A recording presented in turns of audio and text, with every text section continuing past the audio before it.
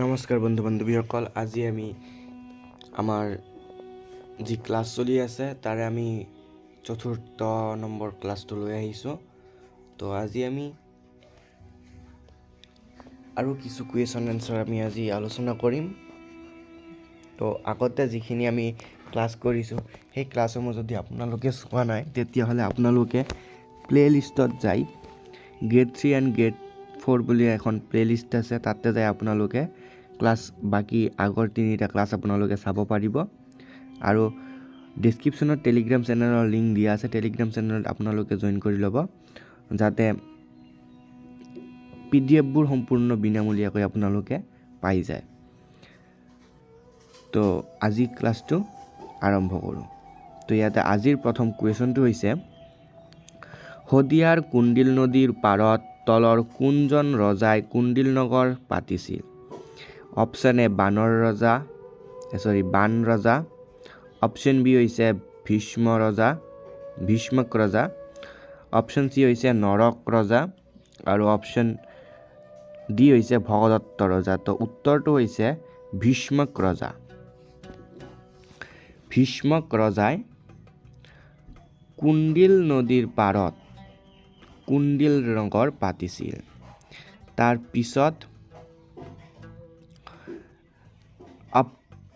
দ্বিতীয় কুৱেশ্যনটো হৈছে, অশ্বমেধ যজ্ঞ অনুষ্ঠিত কৰা কামৰূপৰ প্ৰথমগৰাকী ৰজাৰ নাম কি?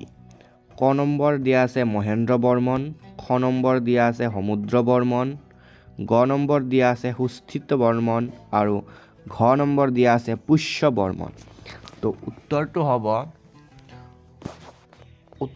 হ'ব মহেন্দ্ৰ বৰ্মন।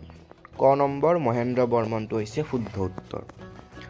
তাৰ পিছৰ কুৱেশ্যনটো হৈছে, অসমৰ প্ৰাচীনতম শাসকগৰাকী কোন আছিল? অসমৰ প্ৰাচীনতম শাসকগৰাকী কোন আছিল? অপশ্যন এ অৰ্থাৎ ক নম্বৰ দিয়া আছে বানাসুৰ, খ নম্বৰ দিয়া আছে মহিৰংগ দানৱ,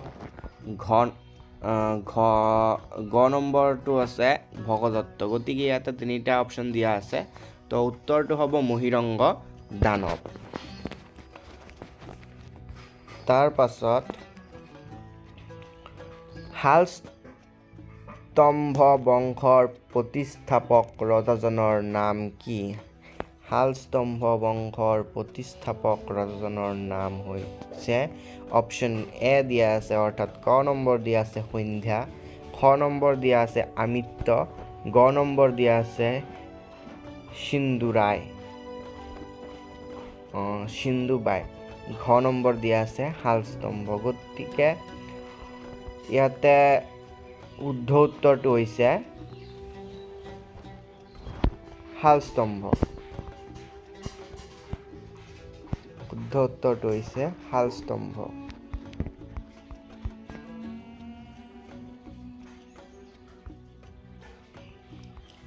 তাৰ পিছৰ কুৱেশ্যনটো হৈছে, বৰ্মন বংশৰ ৰাজত্বৰ অন্তত কামৰূপত কোন বংশ শাসন প্ৰতিষ্ঠা হয়? বৰ্মন বংশৰ ৰাজত্বৰ অন্তত কামৰূপত কোন বংশ শাসন প্ৰতিষ্ঠা হয়? ক নম্বৰ দিয়া আছে ভৌম বংশ, খ নম্বৰ দিয়া আছে শালস্তম্ভ বংশ, গ নম্বৰ দিয়া আছে খেন বংশ, ঘ নম্বৰ দিয়া আছে পাল বংশ। শুদ্ধ উত্তৰটো হৈছে শালস্তম্ভ বংশ।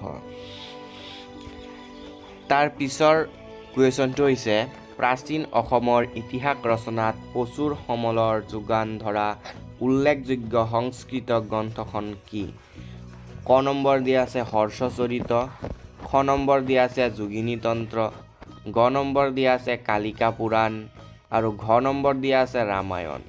তো শুদ্ধ উত্তৰটো হৈছে কালিকা পুৰাণ। তাৰ পিছৰ কুৱেশ্যনটো হৈছে, পাল বংশৰ প্ৰথমগৰাকী ৰজা কোন আছিল? পাল বংশৰ প্ৰথমগৰাকী ৰজা কোন আছিল? অপশ্যন এ দিয়া আছে ব্ৰহ্মপাল, অপশ্যন বি দিয়া আছে ৰত্নপাল, অপশ্যন চি দিয়া আছে ইন্দ্ৰপাল, অপশ্যন ডি দিয়া আছে ধৰ্মপাল। তো ইয়াৰ শুদ্ধ উত্তৰটো হৈছে ব্ৰহ্মপাল। কোনগৰাকী ভূঞা শাসনকৰ্তাই গুম্ফ উপাধি গ্ৰহণ কৰিছিল? কোনগৰাকী ভূঞা শাসনকৰ্তাই গুম্ফ উপাধি গ্ৰহণ কৰিছিল? গদাধৰে। অপশ্যন বিত দিয়া আছে নৰনাৰায়ণে। অপশ্যন চিত দিয়া আছে পনীয়া বৰকাথে আৰু অপশ্যন ডি দিয়া আছে চণ্ডীবৰে। তো শুদ্ধ উত্তৰটো হৈছে নৰনাৰায়ণে। নৰনাৰায়ণে কি কৰিছিল? গুম্ফ উপাধি গ্ৰহণ কৰিছিল। তাৰ পিছৰ কুৱেশ্যনটো হৈছে যে শালস্তম্ভ বংশৰ ৰাজত্বৰ অন্তত কামৰূপৰ শাসনভাৰ কাৰ হাতলৈ যায়?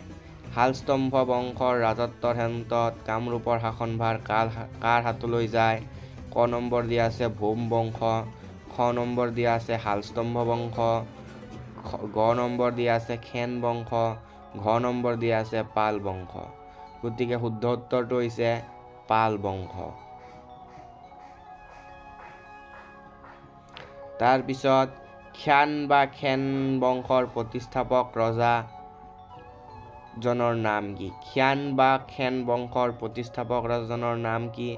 অপশ্যন ক দিয়া আছে আৰিমত্ত, অপশ্যন খ দিয়া আছে চক্ৰধ্বজ, অপশ্যন গ দিয়া আছে নীলাম্বৰ, অপশ্যন ঘ দিয়া আছে নীলধ্বজ। তো শুদ্ধ উত্তৰটো হৈছে নীলধ্বজ। তাৰ পিছৰ কুৱেশ্যনটো হৈছে যে কোনগৰাকী কমতা ৰাজ্যৰ ৰজাৰ দিনত দিল্লীৰ চুলতান মহম্মদ বিন তুগলকে দুবাৰকৈ কমতা ৰাজ্য আক্ৰমণ কৰিছিল? তো ইয়াৰ শুদ্ধ উত্তৰটো কি হ'ব?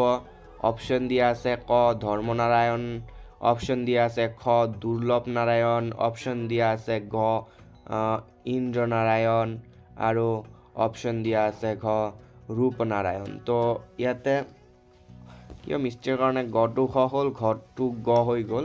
গতিকে সেইটো শুদ্ধ কৰি ল'ব আপোনালোকে। তো শুদ্ধ উত্তৰটো হৈছে দুৰ্লভ নাৰায়ণ, খ দুৰ্লভ নাৰায়ণ। তো এইখিনিতে আৰু এটা কথা ক'ব বিচাৰিছোঁ যে মাজতে আমাৰ ইয়াতে ঠিক লাষ্ট কুৱেশ্যনটোৰ নিচিনাকৈ অলপ ওলট পালট হৈ গৈছে। ওলট পালট মানে আমাৰ ক খ মানে অপশ্যনবিলাক লিখোঁতে অলপ ওলট পালট হৈ গৈছে। গতিকে সেইখিনি আপোনালোকে অলপ শুদ্ধ কৰি ল'ব। যেনেকৈ এইটোত আমাক কি দিয়া আছে? শালস্তম্ভ বংশৰ প্ৰতিষ্ঠাপক ৰজা ক খ গ ঘ ঠিকে দিয়া আছে, লাষ্টত এটা ঘ আহি গৈছে। গতিকে এইটো ইয়াতে থাকক, কোনো প্ৰব্লেম নাই। গতিকে উত্তৰটো আপোনালোকে মনত ৰাখিব শালস্তম্ভ বুলি। তাৰপিছত তাৰ আগৰ কুৱেশ্যনটোত ইয়াতে 3টা অপশ্যন দিয়া আছে, ইয়াতে 5টা অপশ্যন হৈ গ'ল, ইয়াতে 3টা অপশ্যন হৈ গ'ল। তো ইয়াতে ক খ গটো নে আকৌ ঘ দিয়া আছে। গতিকে এইটো ক খ গ বুলি ধৰি লওক আৰু ইয়াতে শুদ্ধ উত্তৰটো খ মহিৰংগ দানৱ, এইখিনি ধৰি ল'লে হ'ব। গতিকে আজিৰ ভিডিঅ'টো এইখিনিতে সামৰিছোঁ আৰু নেক্সট পাৰ্টটো অতি সোনকালে আহিব।